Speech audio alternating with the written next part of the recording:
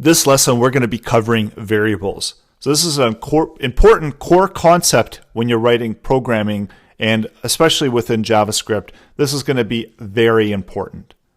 So let's open up our browser, and we can see that what we've done before, we were able to write in some functions and have the browser render those out. So what happens if we do 4 plus 4? We see that the browser returns back 8. Let's do 3 plus 4. See, it returns back 7. What if we do test and we quote around it? It returns back test. Notice the double quotes.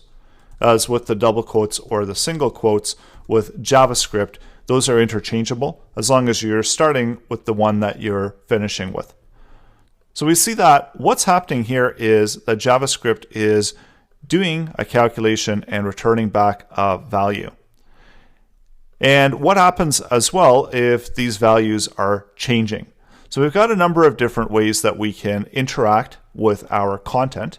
And there's a number of different data types that we're going to be covering, and we're going to look at these in more detail as we go through the upcoming lessons. But for now, it's just important to understand that there are some core key data types, and they're actually written differently in JavaScript. So these ones here that are glowing blue within the browser, these are numbers, and of course they're numbers, they're digits, but technically they're known as the data type of number. And then these ones are technically known as a data type of string. So you can also have a number that is a string, but you can't have a string that is a number. As when we do something like hello, JavaScript is actually looking for something different. And that's a data type. And it's actually looking for a variable called hello. And with JavaScript, variables are the way that we can contain data and we can store data for later use. So let's say, for instance, we set up a variable, and in order to set up a variable, you need to declare it. So you can use var to declare it and then give it a name. So I'm going to give it a name of A. And then over here, we're going to have a value for it. So A is going to be equal to hello. So every time we try to use A, we're going to see that hello gets returned back.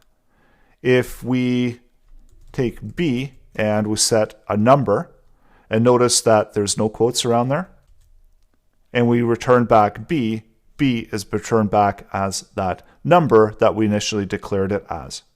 And that's how variables work. They allow us to store information. And the really cool thing about variables is, hang on to your seats, that they can change values. So then once the variable's been declared, that variable always sits there within the memory of the browser. And if we want to keep it within the memory of the application, we need to, or if we want them to initiate within the application, just as we did with the console log, we have to do it over here on the left-hand side within the source code. So let's try that again, and A will be equal to hello, and B will be equal to 10. So now when I go into my console, these ones are already within the application. So just like when we did the query selector in our HTML and we updated it, we see that we were able to return that information back. So A is now equal to hello and B is equal to 10. But it doesn't have to be that way. We can change what A equals to. We can change A, and with the equal sign, we can change it to world if we want. So now whenever we return back A, it's equal to world. So it's stored essentially a new value, and we've changed the initial value that we had when we started out the application. So initially we declared A, so A was going to be a container, we were going to store values into it, and we said, okay, well, A initially is going to be worth hello, and B is going to be worth 10. And we can see that we could recall those, and then we can update them as well. So we can also do something like B, and it doesn't have to stay the same data type. So B right now is 10, but what if we change B to hello? So now we've got B is hello, A is world. And let's add B plus A, and we'll see what gets returned back is hello world. So we're able to work with variables, combine variables, and variables can actually equal new variables. So if we do something like C equals, and then let's put a space in here, A, what do you think the result of C is going to be? So when we look at C, it's going to output hello world. So every time C outputs hello world. And remember, again, we've set this value, we've declared the value variable C dynamically within the browser. So that means that when we refresh it and the code loads, we didn't have it within our code. So let's go ahead and add it in our code. So now whenever we output C, we can see that C is equal to 10 hello. And whoa, what happened there? And that was within that instance of the browser that we were making those updates. So in order to make the updates, we need to update it within the source code. So this is where the challenge comes in for you. What I want you to do is to output hello world into the console. So when you refresh the page, hello world should be displayed here. So go ahead and try that out, and I'll show you the solution as well. So pause the video, try it out, and I'll show you how to make those changes. So just as we saw within the instance of JavaScript where we redefined those values, we see that we can say A and equals world now. Let's uppercase that. And we can take B and we can redefine a new value, and let's do hello. So let's refresh, and we see when we output C, it's still 10 hello. So what happened there?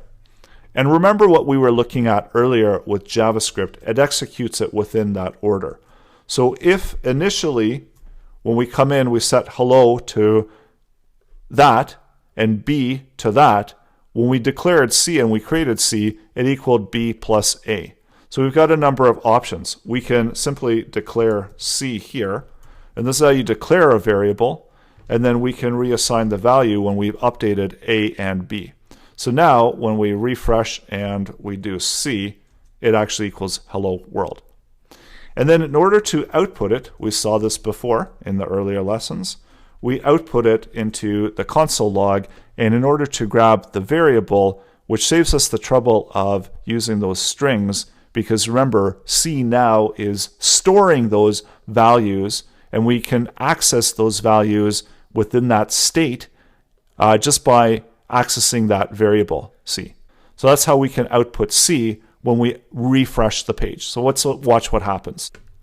So the solution to this was to update the value of C after we update the value of A and B, and then output it into the console. So go ahead and try this out for yourself. Have some fun with it. Update some of these values, change the values, and then output it into your console. And coming up next, we're going to look deeper into variables and data types, and I'll show you even more really neat things that can be done with them.